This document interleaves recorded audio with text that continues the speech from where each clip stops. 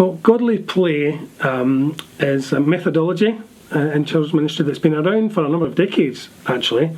A gentleman called Jerome Berryman, fantastic theologian, has developed this methodology from Montessori educational principles, something that he particularly keen on and had a lot of experience on. But he's developed those principles that involve something about self-learning.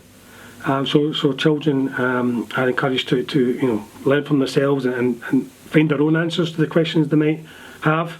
And it's all around the Christian story. And there are different sort of genres of stories within the godly play methodology. You have the sacred stories, the stories of the people of God. Quite often those happen in the desert. And so some of the favourite stories people have. But there's also parable stories, obviously, and there's 6 of those, of the stories that Jesus told. And then there's also the stories of how the church lives out its Christian life. So there can be stories on communion and baptism and the church year and how that is developed. So a godly play session has sort of 4 key features, I guess, as part of it. So initially there would be a welcome, and that would be done on an individual basis. So you'd be welcomed by your name. So reinforcing that idea, you come into the circle and into the story. It's for you as an individual. You are part of a community, but it's also, there's an individual sort of response to that. So that idea is really key. So that would be the start. And then the community would be formed, and it's normally sitting on the floor in a circle.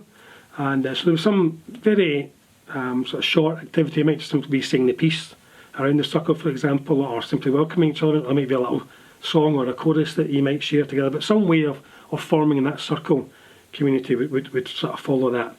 And then the next key feature would be the story.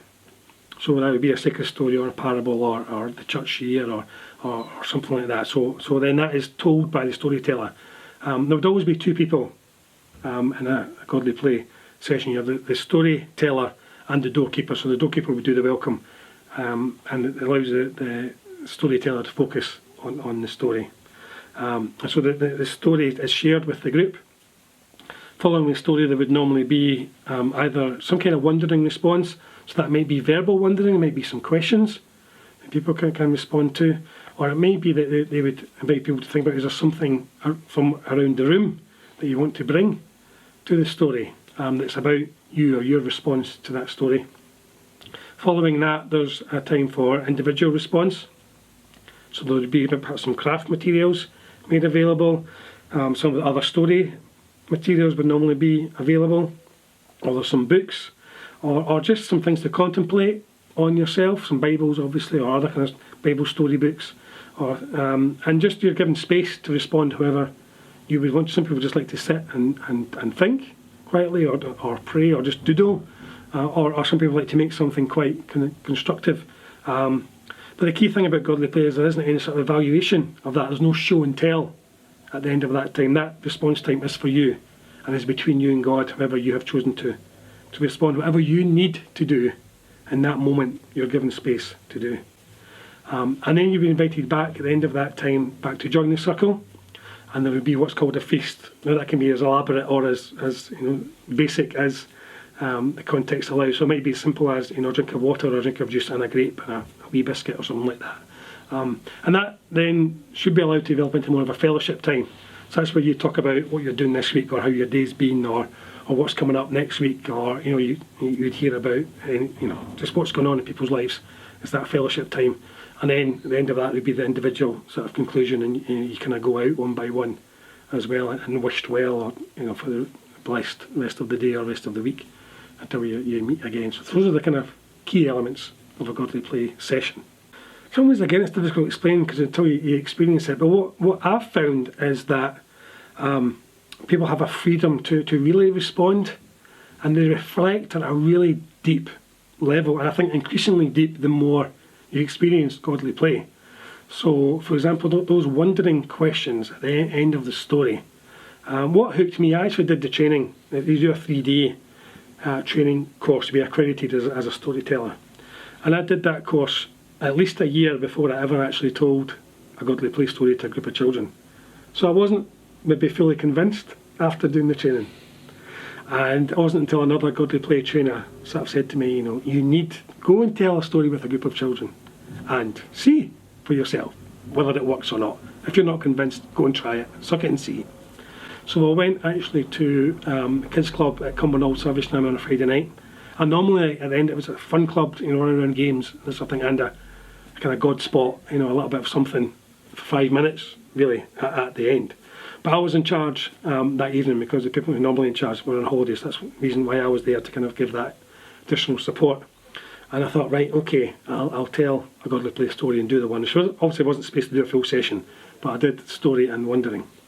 And had about 25, I think, children ranging from 4 up to about 13 or 14 in this circle. And I told one of the most basic of stories. It was the creation story. So all you have is 7 plaques of wood with pictures that illustrate the different parts of the creation story. And day 7 is blank because God rested on the 7th day. And I remember asking the wondering question.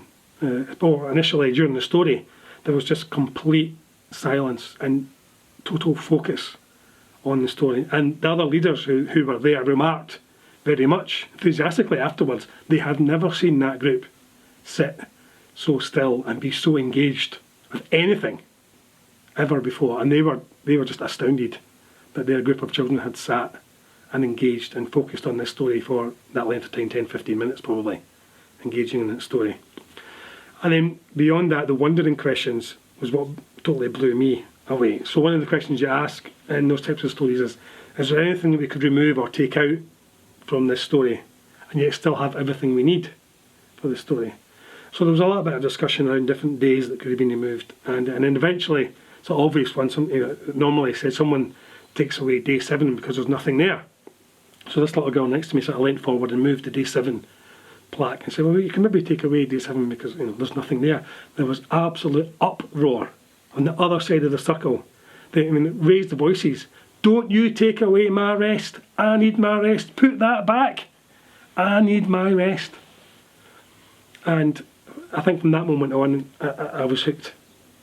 That level of engagement and that level of response to 7 plaques of wood on a black underlay and being told that this is the order that God created things in, just blew me away. So there's something about it that was almost difficult to explain until you experience it. And not everyone has the same experience, but the majority of people, in my experience, who have that opportunity to experience Godly Play, say that there's something in this. I think there are some challenges around the resources and materials needed for Godly Play. What I think is great, and we're really blessed in Scotland actually, is the Godly Play Scotland Association.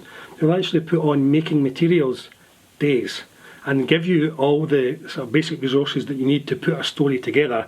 You do a little bit of work in terms of gluing them together or cutting them out or putting things into the right place and making it up.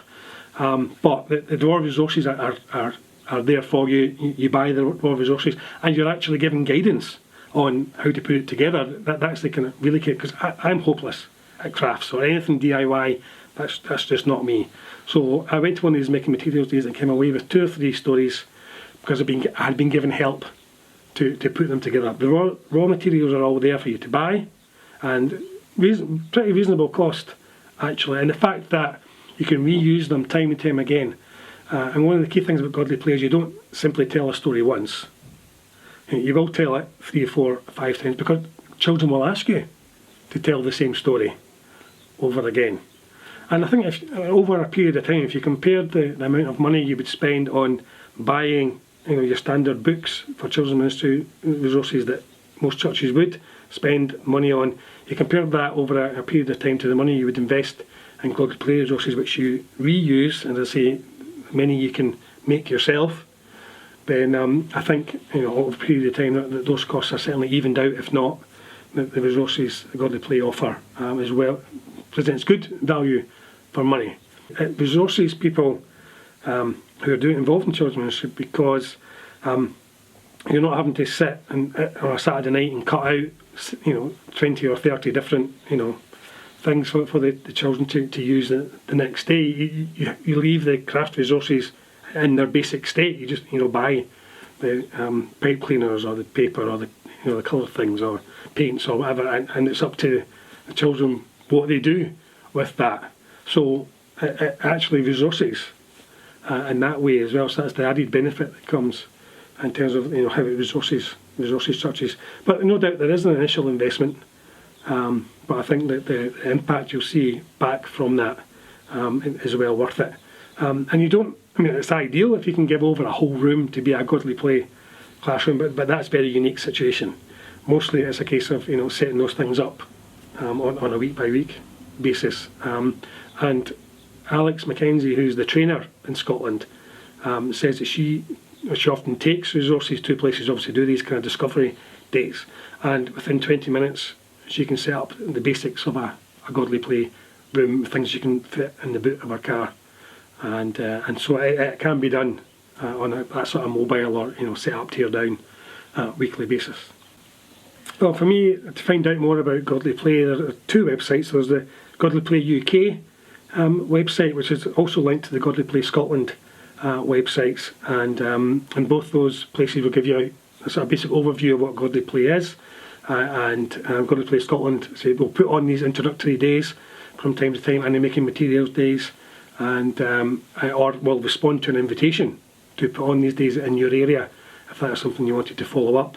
There are books as well around which help people to understand the sort of background to godly play. A lot of the work underpinning this is explained by Dr. Rebecca Nye in some of her books. She's a key person in terms of Godly Play UK Association, and it was herself and a gentleman called Peter Privet who were first to go to America and receive the training and brought godly play to the UK. So much of her work on the spirituality of children, you'll find elements of godly play thinking in those books as well.